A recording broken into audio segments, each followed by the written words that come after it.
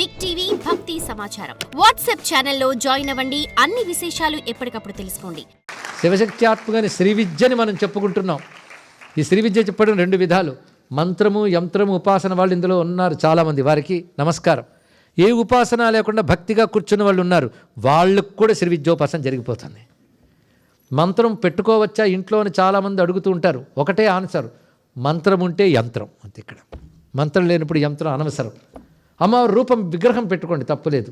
ఎందుకంటే ఆ విగ్రహంలో ఏముందో ఇందులో అదే ఉంది. ఇక్కడ మంత్రం యంత్రం కలిసి ఉంటాయి. మంత్రోపాసన ఉన్నవాళ్ళు గురువుల్ని ఆశ్రయించి తంత్రం తెలుసుకుని యంత్రాన్ని ఉపాసించాలి. అది ఉపాసన ప్రక్రియ. కానీ జ్ఞానానికి భక్తికి మంత్రం యంత్రం తంత్రం అక్కర్లేదు. అందుకే మంత్రగమ్య యంత్రగమ్య తంత్రగమ్య అనకుండా భక్తిగమ్య భక్తిప్రియ భక్తివశ్య అన్నారు ఇక్కడ.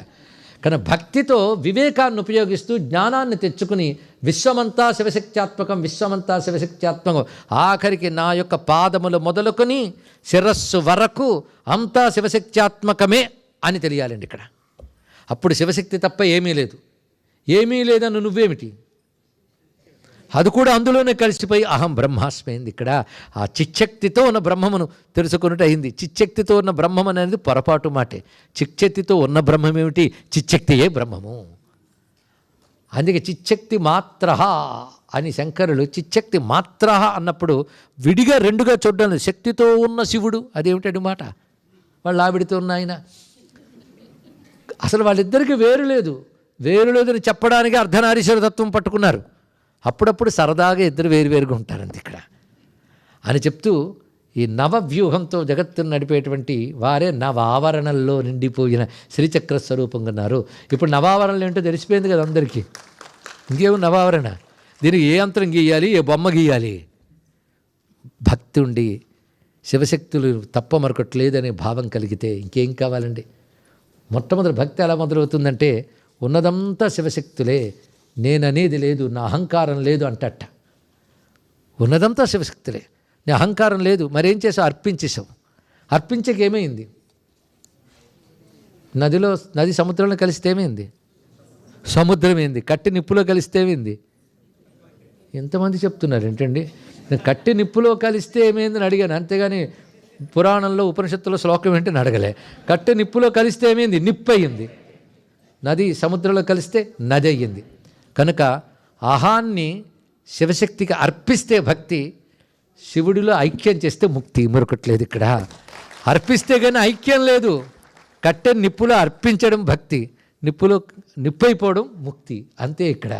అందుకే ఆ శివశక్తిపై భక్తి కలిగి శివశక్తి ఐక్య సిద్ధి మనం పొందగలిగితే శివశక్తి ఐక్య రూపిణి అయిన లలితాంబికని మనం దర్శించగలం. ఆ దర్శనం ఇప్పటి వరకు మనకు జరిగింది. శివశక్తి సందర్శనమైంది.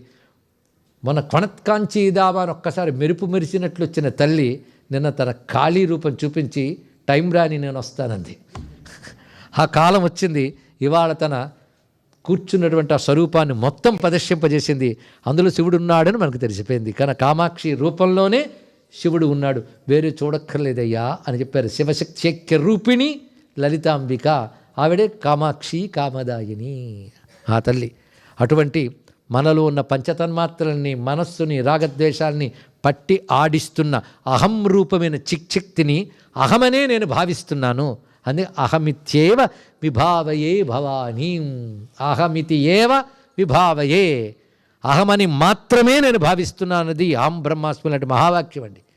మామూలుగా ఫస్ట్ లెవెల్ ట్రాన్స్లేషన్ ఎలా ఉంటుందంటే నేను ఈ రూపాన్ని ఇలాగే భావిస్తున్నాను ఉంటుంది. తర్వాత అహమని నేను భావిస్తున్నాను, తెలుసుకుంటున్నాను అని చెప్తున్నారు. అది కూడా పంచకృత్యముల యందు ఒకరు శేషి ఒకరు శేష అవుతూ ఏ విధంగా నిర్వహిస్తారు అని చెప్తూ ఇది కృత్య సామ్యం అంటారు.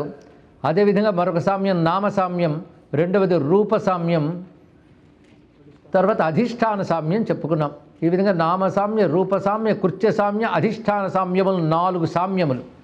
ఈ 4 సామ్యములు యందు వారు ఒకే స్థితిలో ఉంటారు. కానీ అవస్థా సామ్యం అని ఒకటి చెప్పబడింది. అంటే ఒకరు ఒక అవస్థలో ఉంటే ఇంకొక అవస్థలో ఉండకుండా ఇద్దరు ఒకే స్థితిలో ఉండడాన్ని అవస్థా సామ్యము అంటారు. ఈ అవస్థా సామ్యము 4 కనబడుతూ ఉంటుంది కనుక అవస్థా సామ్యాన్ని ప్రత్యేకంగా మరి చెప్పనక్కర్లేకుండా 4 అంతర్లీనం చేయవలసినది. నిన్న మనం అధిష్టాన సామ్యం గురించి చెప్తున్నాం. నామసామ్యం గుర్తున్నది కదా, ఉభయులకి కూడా నామములొక్కటే మొత్తం కూడా. ఆ మాటకొస్తే శివ, శంభు ఈ నామములకు స్త్రీలింగ శబ్దములన్నీ అమ్మవారికి చెప్పుకున్నాం. అంతేకాదు నారాయణ, ఇంద్ర ఈ శబ్దములు కూడా మనం శివనామముల కిందనే భావన చేయాలి. ఎందుకంటే శివుడు వేరు, నారాయణుడు వేరు కాదు. పుంరూపమైన దేవతలన్నీ శివరూపములు అయితే, స్త్రీ రూప దేవతలన్నీ అమ్మవారి రూపములు. కనుక ఆయన నారాయణుడు అయితే ఆవిడ నారాయణి అయింది, అని ఇంద్రుడైతే ఆవిడ ఐంద్రి అయింది, అని విష్ణువు అయితే ఆయన వైష్ణవి అయింది. ఎందుకంటే శాస్త్ర ప్రకారంగా నారాయణ నామములు శివనామములు రెండులు, అన్నీ ఒకే పరమేశ్వరుని యొక్క నామములు, పరమాత్మ యొక్క నామములే. ఆయన విష్ణువుగా ఉపాసిస్తే విష్ణు భక్తులు, శివునిగా ఉపాసిస్తే శివభక్తులు. ఇది తెలుసుకుంటే నామసామ్యం మనకు అర్థమైంది. రూపసామ్యం అలాగూ చెప్పుకున్నాను. మహాకాలుడైతే వాడు మహాకాళి, దానికి తగ్గట్టు నామసామ్యం ఉంది, రూపసామ్యం కూడా ఆ విధంగానే ఉంటుంది. అలాగని మహాకామేశ్వరి అయితే ఆవిడ మహాకామేశ్వరుడు అయ్యాడు. కానీ ప్రతి నామము ఉభయులతో మనకు కనబడుతూ ఉన్నది. ఆయన పశుపతి అయితే ఈవిడ పశుపతి నామం దొరకకపోయినా పశుపాస విమోచన అనే నామం దాని యొక్క స్త్రీలింగ శబ్దమే. ఈ విధంగా నామసామ్య, రూపసామ్య, కృత్య సామ్యములు అయ్యాయి. అధిష్టాన సామ్యాలు నిన్ను మనం చెప్పుకుంటూ శివశక్త్యోశ్చ మేళనం లింగముచ్యతే. శివలింగం అనగానే శివశక్తులు ఉభయులు కలిసే శివలింగముగా చెప్పబడుతున్నది. అది ఎటువంటి తత్వము అంటే ఈ చిచ్చక్తితో కూడిన పరమేశ్వర తత్వం శివలింగంలో వ్యక్తమవుతుంది. చిచ్చక్తి గుర్తుంది కదా, మామూలుగా చెప్పుకున్నామా, మరపురాని విధంగా 10 భాలు నాటేలా చెప్పుకున్నాం. కనుక చిచ్చక్తి ఇది ప్రధాన శక్తి, దాని నుంచే సర్వశక్తులు వ్యక్తమయ్యే గనక చిచ్చక్తిని మూలశక్తిగా మనం భావన చేస్తాం. చిచ్చక్తితో ఉన్న శివుని లింగమనందు మనం ఆరాధన చేస్తున్నాం. కనుక లింగమనందు కూడా శక్తి సహిత శివుని ఆరాధిస్తున్నామని తెలుసుకోవాలి. ఇప్పుడు అధిష్టాన సమయంలో అమ్మవారిని ఆరాధించే అధిష్టానం ఏదంటే శ్రీచక్రం. ఈ శ్రీచక్రంలో అమ్మవారు ఎలా ఉన్నారో తెలుసుకునే ప్రయత్నం చేస్తున్నాం ఇప్పుడు. అయితే నేను ఎక్కువ టెక్నికల్ డీటెయిల్స్లోకి వెళ్ళట్లేదు, కానీ అసలు చెప్పకుండా వదలట్లేదు. ఒక శ్రీచక్ర స్ఫురణ మనస్సులో వచ్చేటట్టు చేస్తున్నాం. శ్రీచక్రం అవగాహన ఉన్న వాళ్ళు గ్రహించవచ్చు, అవగాహన లేకపోయినా శ్రద్ధగా వింటే మనస్సులో శ్రీచక్రం లిఖించబడుతుంది. ఆ మాటకు వస్తే ఇక్కడ ఎంతమంది ఉన్నారో అన్ని శ్రీచక్రాలు ఉన్నాయని లెక్క తెలుసుకోండి. ప్రతి వ్యక్తి ఒక శ్రీచక్రమే. చక్రము అంటే ఒక సమూహము, శక్తి సమూహంతో అమ్మవారు ఉంటారు కనుక అది శ్రీ చక్రము అయింది. ఇక్కడ బ్రహ్మాండమంతా పెద్ద శ్రీచక్రం. బ్రహ్మాండంలో ఉన్న పిండాండాలన్నీ శ్రీచక్రాలే. మనలో చైతన్యం ఉంటేనే కదా మనం ఉండగలుగుతున్నాం. ఆ చిద్రూపమైన శక్తి మనలో ప్రవహిస్తోంది, ప్రసరిస్తోంది. ఈ ప్రవాహము, ప్రసరణము రెండు ఒకటే అర్థము, ఫ్లో అని అర్థంలో తీసుకుంటాం. ఆ చిచ్చక్తి ఎక్కడెక్కడ ఫ్లో అవుతుంది అంటే ఎక్కడ ఫ్లో కావట్లేదని ప్రశ్నిస్తుంది ఇక్కడ. ఇందుగలడందులేడిన సందేహం వలదన్నట్లుగా మొత్తం తిరియగుర్ధం అధశ్చాయి రశ్మయస్తస్య సంతత సంతాపయతి స్వందేహం ఆపాత్ తలమస్తక. తిరియకూర్ధ్వం అధశ్చాయి రశ్మయ.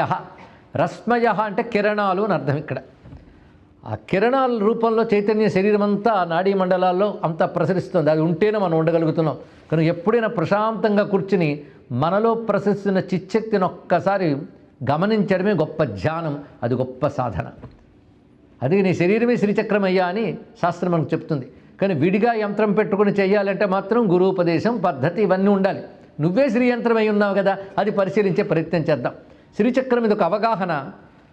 మధ్యలో బిందువు ఉంటుంది శ్రీచక్రానికి. ఈ బిందువే అత్యంత ప్రధానమైనది. ఆ బిందువు ఎందే చిచ్చక్తి శివుడు కలిసి ఉంటారు. దీనికే బైందవాసన అనే నామం మనం లలితా శాస్త్రంలో చెప్తున్నాం. బిందువు నందు ఆసీనయ్యి ఉన్నటువంటిది ప్రధానమైన శక్తి. అక్కడి నుంచి కిరణాల్లాగా అమ్మవారి నుంచి శక్తులు ప్రసరిస్తూ ఉంటాయి. ఆ కిరణములు ఏవైతే ఉన్నాయో అవి మిగిలిన 8 ఆవరణల్లో ఉంటాయి. 8 ఆవరణలో అనేక మంది దేవతలు ఉంటారు. దేవతలు అంటే అమ్మవారి యొక్క శక్తులు. అమ్మవారు అంటే శివుని యొక్క అవిభాజ్యమైన శక్తి. కానీ శివశక్తి నుంచి ప్రసరించేటటువంటి దేవతా సమూహమంతా ఆవరణలో కూర్చుంటారండి. ఈ ఆవరణ దేవతల పేర్లే మన ఖడ్గమాల పేరుతో చదువుకుంటూ ఉంటాం. అందులో చెప్పబడుతున్నవి ఈ ఆవరణలోని దేవతలే. అయితే ఆవరణలో ఉన్న దేవతలని మన శరీర చక్రాన్ని నిర్వహిస్తుంటారు. ఎక్కడెక్కడ ఏ దేవత ఉంటుందో చెప్పాలి అంటే శ్రీచక్రం మీద పెద్ద ఉపన్యాసం అవసరం అవుతుంది, కానీ నేను దాని జోలికి వెళ్ళడం లేదు ప్రస్తుతం. కానీ శ్రీచక్రం అంటే